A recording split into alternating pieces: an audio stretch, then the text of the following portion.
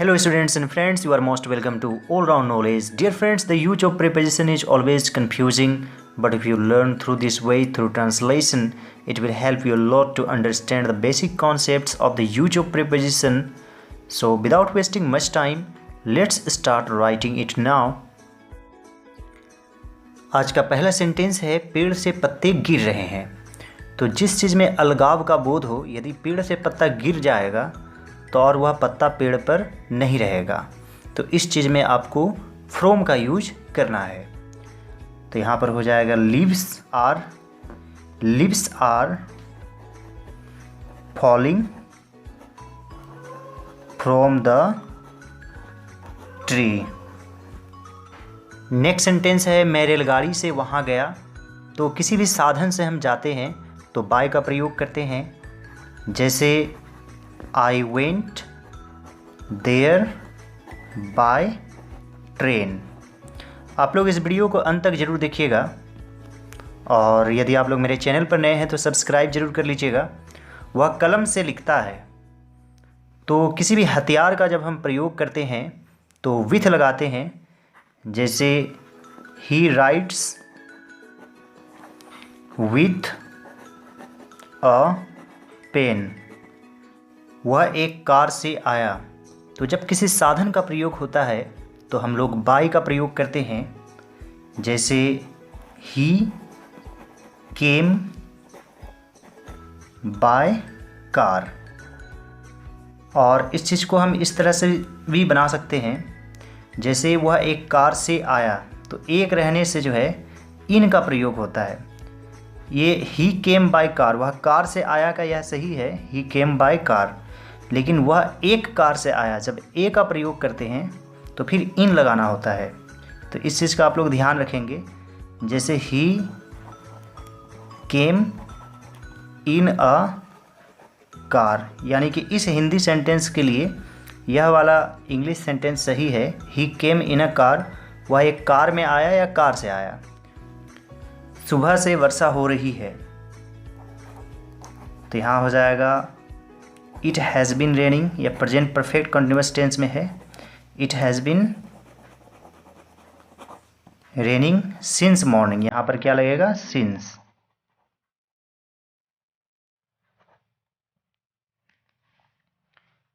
यह गलती से छूट गया।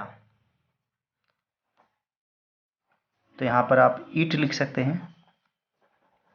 इट वॉज लेफ्ट आउट, यानी लिखते लिखते कुछ छूट जाना, बाय मिस्टेक।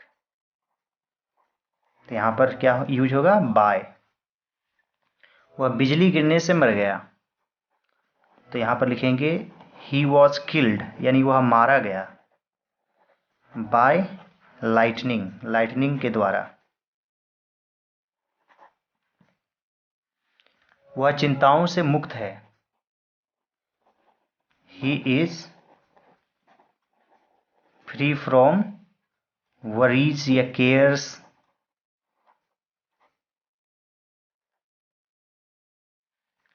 हम लोगों ने 3 गोलों से मैच जीता। We won the match by 3 goals. तो यहाँ पर बाय यूज होगा। मैं उसे नाम से जानता हूँ। I know him by name. और चेहरे से जानते हैं तो बाय फेस। उसने सजा के डर से झूठ कहा।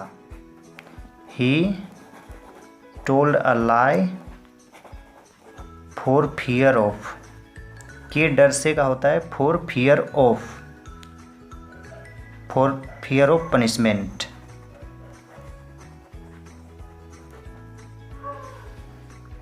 वह खिड़की से झांक रही है। She is peeping. पीप मिस होता है झांकना, पीपिंग थ्रू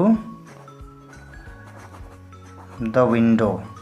तो यहाँ पर थ्रू यूज होगा से के लिए। मैं तुमसे खुश हूँ। आई एम हैप्पी, या फिर प्लीज्ड का भी यूज कर सकते हैं। I am pleased with you. परीक्षा ठीक 10 बजे सुबह से प्रारंभ होगी। The exam will commence, start भी लिख सकते हैं, 8:10 AM, ठीक का लिख देंगे, शार्प। कंप्यूटर बिजली से चलती है। The computer runs on electricity. और जब पैसिव वॉइस में बनाएंगे तो बाय इलेक्ट्रिसिटी भी हो सकता है, जैसे the computer are run by electricity. तो ये कुछ खास यूज थे और सभी सेंटेंसेस में से है, लेकिन अलग अलग प्रीपोजिशन यूज हुआ है। उम्मीद करता हूँ कि आज का लेसन आप लोगों को अच्छा लगा होगा और इसी तरह से खास अंदाज में इंग्लिश सीखने के लिए आप लोग सभी मेरे चैनल को ज़रूर सब्सक्राइब कर लीजिए और दूसरे सभी वीडियोज़ को ज़रूर देखिए।